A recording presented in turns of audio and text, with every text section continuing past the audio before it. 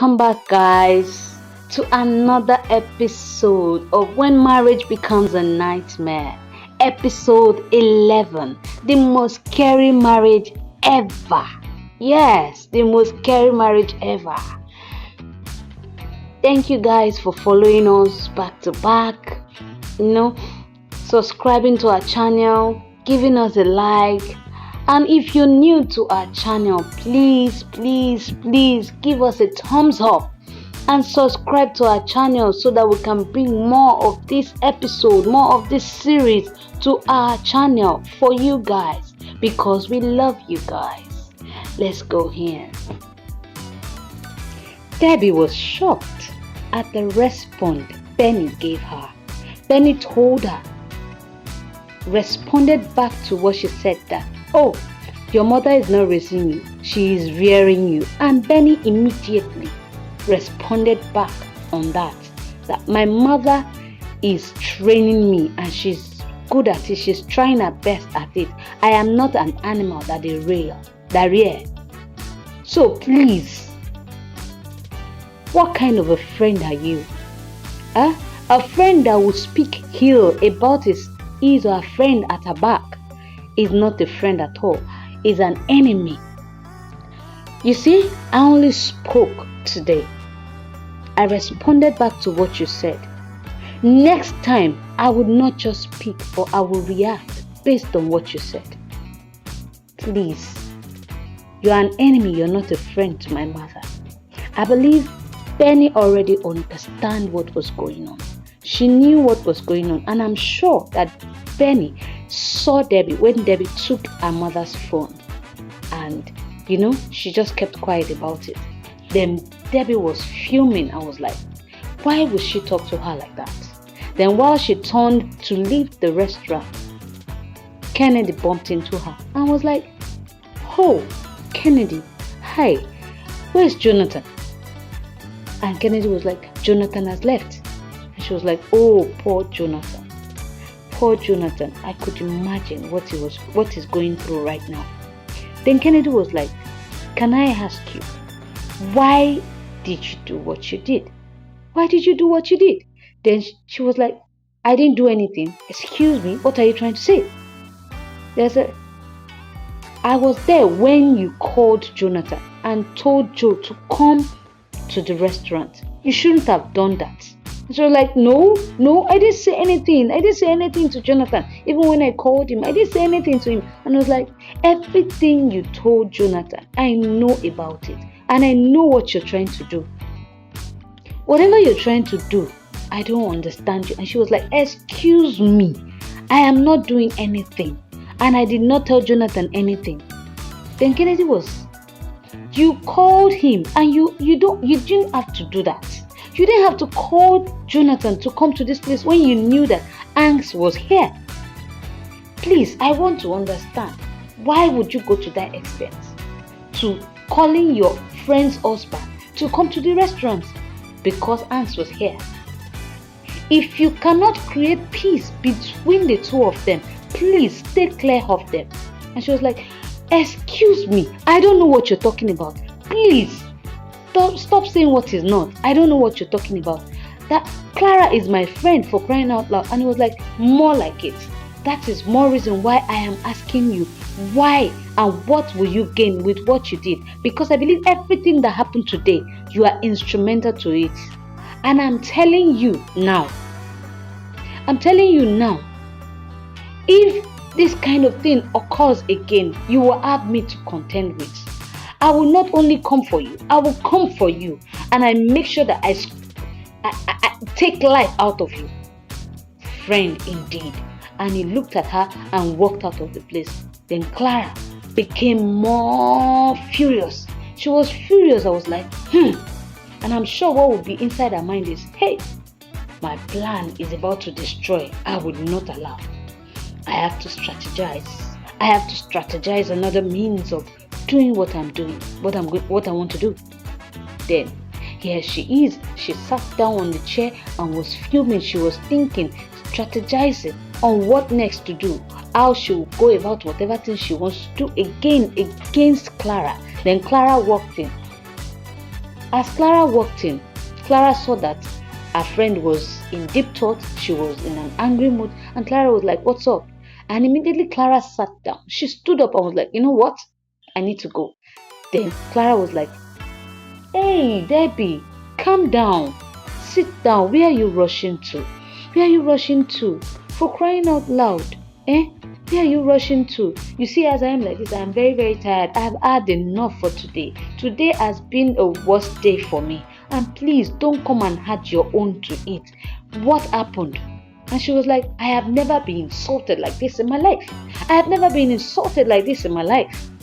She's trying to look for a way to lie on Benny, because Benny told her the truth and she turned it to another thing.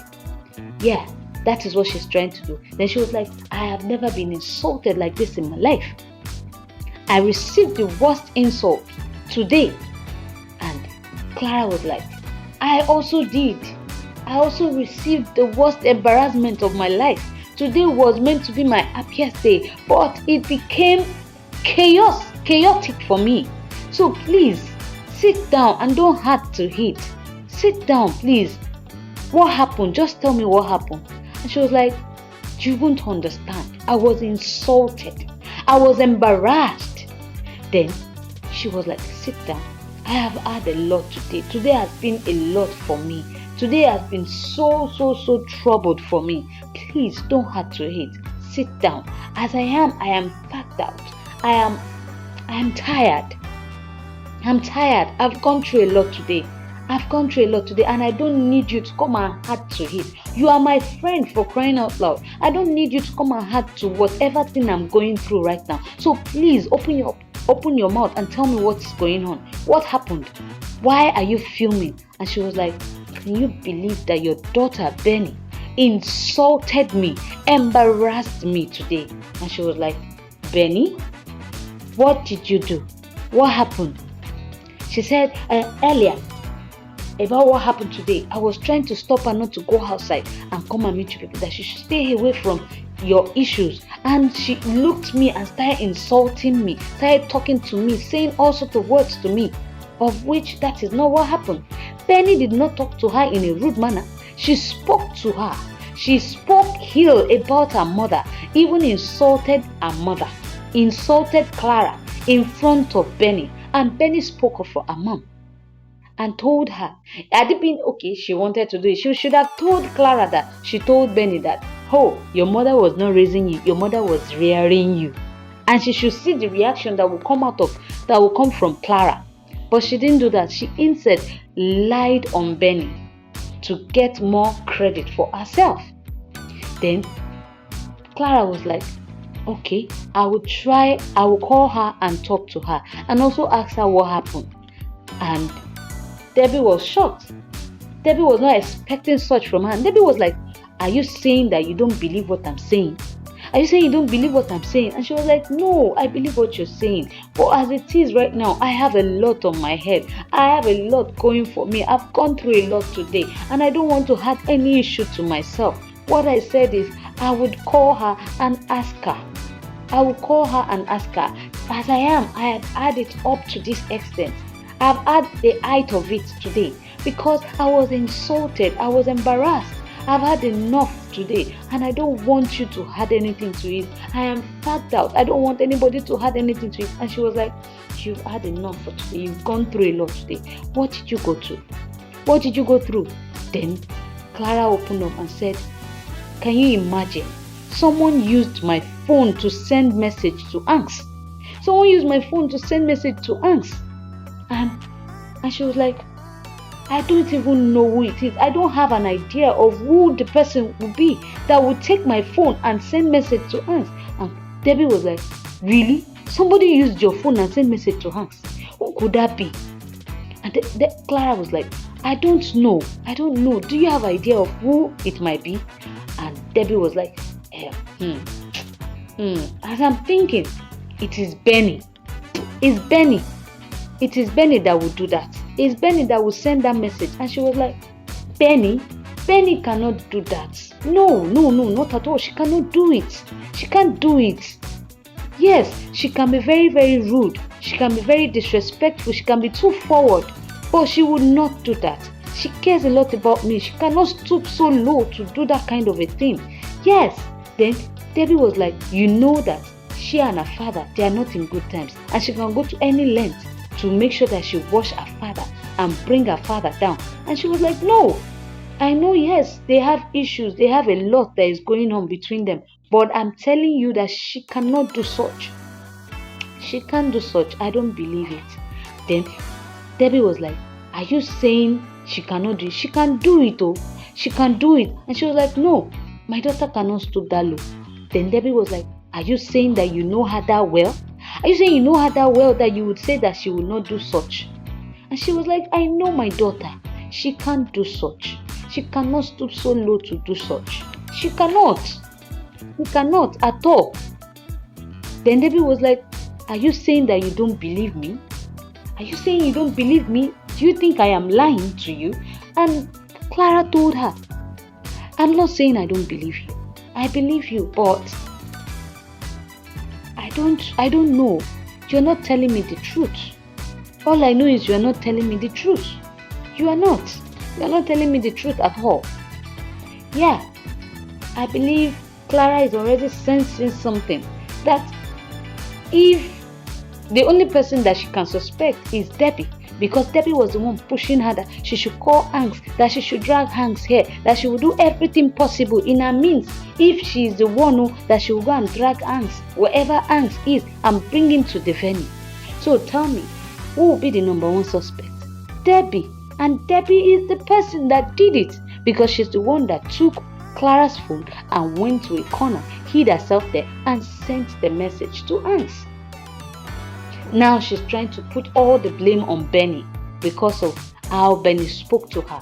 Yes, Benny spoke up for her mom. Why? Because she was speaking ill about her mother, and so therefore she needs to stand up for her mom. Yeah, that is coming from a friend, someone that calls herself a friend, someone that Clara took more like a sister. Can you imagine? And she still has the effrontery, she still has the mind to even lie and pour all the blame on Benny. That Benny insulted her, Benny spoke to her anyhow, Benny told her that she should stay out of the family issues. Can you imagine that? Wow. Some people can be so pretentious, and they are evil. She is evil right now. She is evil, she's wicked. She's not someone to be reckoned with. She's not a friend at all. She is not a friend. Someone that does not have your interest at heart, someone that is wishing and praying and thinking of plotting and thinking of how she would destroy someone she calls her best friend, is not a friend but an enemy. She's an enemy because she does not want Clara's progress. She's not happy with the fact that Clara is married and she's not. So the jealousy is there. Yeah, the jealousy is there. And you can see it very well that the jealousy is there. So guys, please go to the comment section. Tell me how you feel. Tell me what you think about this episode, about what is happening. Do you think Clara already knows?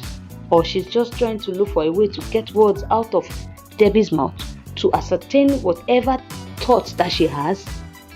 Please go to the comment section and tell me what you feel. Then if you have experienced this kind of a bad friend before, please do so. And tell us, advise us on how you were able to overcome it and how you got to know about all the plottings, all the evil that your friend was doing at your back. Please do that. If you followed us this far and you've not liked our channel, please kindly do so by pressing the like button for us and also subscribe to our channel. Follow us for more. Leave a comment for us. Thank you very much.